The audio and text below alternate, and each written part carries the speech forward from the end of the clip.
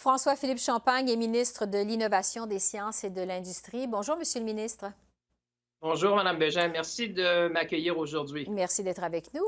D'abord, sur les échéanciers. Quant à ce vaccin de Novavax qui sera produit à Montréal, bon, on sait qu'il faudra d'abord attendre que Santé Canada approuve ce vaccin, et puis attendre aussi que les laboratoires du Conseil national de recherche du Canada à Montréal soient construits. Ça nous mène à quand pour démarrer la production comme telle de ce vaccin de Novavax à Montréal? Alors, il y a trois phases. La première phase, comme je dis souvent, c'est une phase de construction et ça, on s'attend à ce que ça soit complété d'ici la fin de l'été.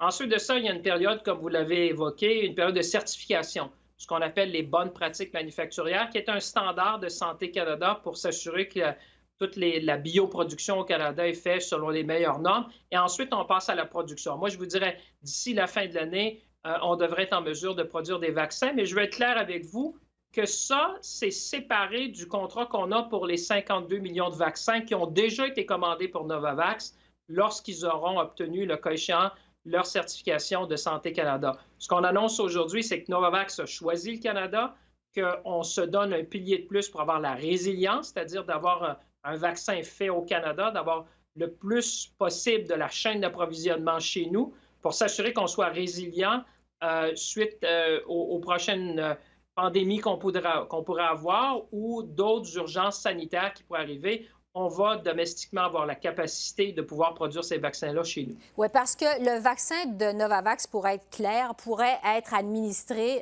aux Canadiens avant qu'on commence à le produire au Canada. C'est ce que vous êtes en train d'expliquer finalement. Tout à fait, c'est deux choses séparées. Moi, ce que je fais aujourd'hui, ce qu'on a fait comme gouvernement, c'est on se donne des piliers. C'est-à-dire que les gens, on est rentré dans cette pandémie-là où on a réalisé, un peu comme citoyens et citoyennes, que finalement, les compagnies pharmaceutiques avaient délaissé un peu le Canada. Ça a commencé dans les années 80 pour toutes sortes de raisons.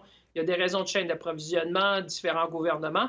Mais quand on a commencé, vous savez, l'Organisation mondiale de la santé a déclaré la pandémie le 11 mars, on a regardé la capacité manufacturière qu'on avait au pays et c'est là qu'on s'est rendu compte, tout le monde, qu'on avait un certain déficit de capacité. Alors, dès le 23, le premier ministre a annoncé des investissements, moi je dis stratégiques, parce qu'il faut poser des actions immédiates avec une vision à long terme. On l'a fait chez Medicago à Québec, on le fait chez Vido en Saskatchewan, on le fait chez Accellera à Vancouver. Et là, aujourd'hui, on annonce un des grands de ce monde dans le domaine des vaccins, Novavax, qui choisit le Canada. Et ça, c'est une grande nouvelle parce qu'il faut savoir que Novavax produit ou a des usines dans 7-8 pays au monde.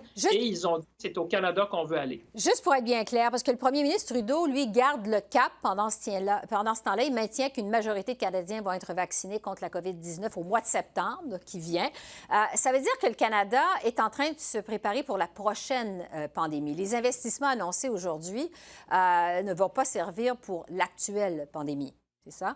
Bien, on a déjà tout un portfolio de vaccins. Vous savez, on a déjà des contrats qui donnent à peu près 10 doses par Canadien. Donc, sur ce côté-là, au niveau de l'approvisionnement, je pense qu'on a misé sur les bons joueurs, les Pfizer, les Moderna, Novavax, qui vient justement de déposer une demande de certification.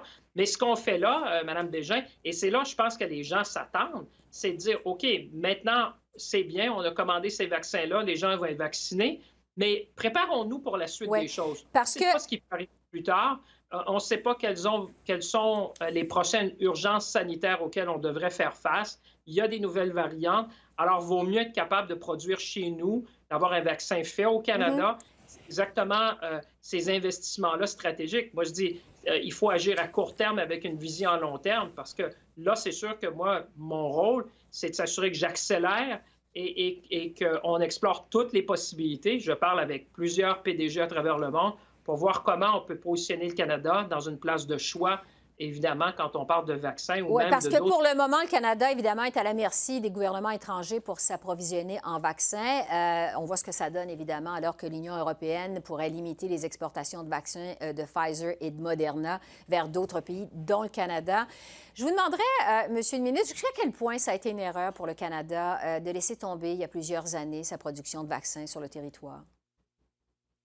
C'est sûr que ça aurait été souhaitable. Hein? Je pense que comme citoyens, citoyennes, on regarde, on dit si on avait pu avoir cette production-là. C'est vrai qu'on a des grands joueurs. Je peux penser à GSK, par exemple, à Québec, mais GSK produit un vaccin pour l'influenza. Je peux penser à Sanofi à Toronto, mais eux, ils font plutôt le vaccin de la polio et un autre vaccin d'influenza, parce qu'il faut savoir qu'on a besoin de différents vaccins. Donc, dans certains cas, comme là, avec le partenariat qu'on a réussi à faire avec Novavax, ça donnait bien parce que le type de vaccin était compatible avec la chaîne de production qu'on avait là-bas. Et moi, je pense, comme vous le dites, qu'effectivement, il faut apprendre de ce qui s'est passé dans le passé. Et là, ce qu'on est en train de bâtir, c'est vraiment une fondation solide pour mettre le Canada comme un joueur de chef de file, un chef de file mondial qui va être capable d'attirer les investissements, qui va être capable de co-investir aussi pour assurer la santé et sécurité des Canadiens. Parce que vous donc, et moi, oui. on ne connaît pas nécessairement la suite. Mais une chose qu'on sait, c'est qu'il vaut mieux se préparer maintenant pour l'avenir. Oui, ça aurait été une des grandes leçons de cette pandémie pour le Canada. Quand on se compare avec l'Europe et avec les États-Unis, où on produit, comme on le sait actuellement, des vaccins, est-ce que vous êtes inquiet, M. le ministre, du retard du Canada dans cette course contre la montre pour produire des vaccins? Est-ce que ça vous inquiète? Ouais, je vous dirais que quand on regarde dans les pays du G7, le Canada est quand même en bonne position, Mme Bégin. On a commencé la vaccination en décembre. Ce qui arrive avec Pfizer, ça touche à peu près tout le monde dans le monde parce que c'est une question d'augmenter la capacité là-bas, ce qui a eu un impact sur les délais de livraison. Mais c'est clair qu'on redouble d'efforts, autant au niveau domestique, autant au niveau des achats internationaux, pour vacciner le plus grand nombre de gens possible. Le premier ministre a dit d'ici septembre, tout le monde pourra se faire vacciner. Et en même temps, moi, ce que je trouve intéressant pour les gens qui nous regardent aujourd'hui, c'est de voir que non seulement on prend les mesures qui s'imposent dans l'immédiat, mais on a aussi cette vision-là à long terme pour dire, OK, mais peu importe ce qui arrive dans le futur, peu importe les nouvelles variantes, peu importe l'urgence sanitaire, il faut développer chez nous cette capacité-là domestique. Puis en même temps, ça crée de bons emplois. C'est des emplois de très haute qualité et qu'on est en train ici d'attirer chez nous. Et ce qui est intéressant, c'est qu'on est capable d'attirer ces grands joueurs-là. Ça, c'est la grande nouvelle. Oui, vous parlez justement... Vous parlez d'attirer justement les grands joueurs. Je vais terminer là-dessus. Qu'est-ce que vous avez promis à Novavax finalement pour qu'il accepte de venir produire son vaccin à Montréal? D'abord, il y avait une capacité, j'allais dire, comme je l'ai dit, la chaîne manufacturière qu'on avait à Royalmount correspondait bien à ce vaccin-là. Donc, il y avait déjà une compatibilité de ce côté-là. Il y avait la rapidité, je pense, d'exécution qui a joué là-dedans. Puis évidemment, on aura des termes à définir avec eux dans les discussions à venir. Mais ce que je peux vous dire d'ores et déjà, c'est que pour eux, ils ont choisi le Canada. Je pense que la stabilité, la prévisibilité, le fait qu'on est capable d'avoir une main-d'œuvre qualifiée dans ce domaine-là, ça, c'est des facteurs qui ont joué en la faveur du Canada parce que vous comprendrez que tous les pays voudraient que Novavax s'installe chez eux aujourd'hui, comme les autres grandes plateformes. Et en plus, on a vous avez entendu plusieurs compagnies canadiennes qui, eux aussi, développent. Alors moi, je dis tant mieux. Plus il y a de gens qui vont développer des vaccins, plus il y a de gens qui vont développer des médicaments pour prévenir ou guérir la COVID-19, bien, tant mieux. On sera plus fort en société pour faire face à l'avenir. Est-ce que votre gouvernement a dû débourser des sommes pour convaincre Novavax de venir s'installer à Montréal? On devra négocier ça. Ça fait encore partie des négociations qu'on aura à voir. Mais ce qu'on a mis à disposition, nous, l'élément clé, c'est cette chaîne-là qui était cette chaîne-là de fabrication. Parce que pour eux, l'essentiel, je vous dirais, c'était la rapidité et la compatibilité. Alors, c'est là qu'on a pu être compétitif parce que nous, on était capable d'être rapide.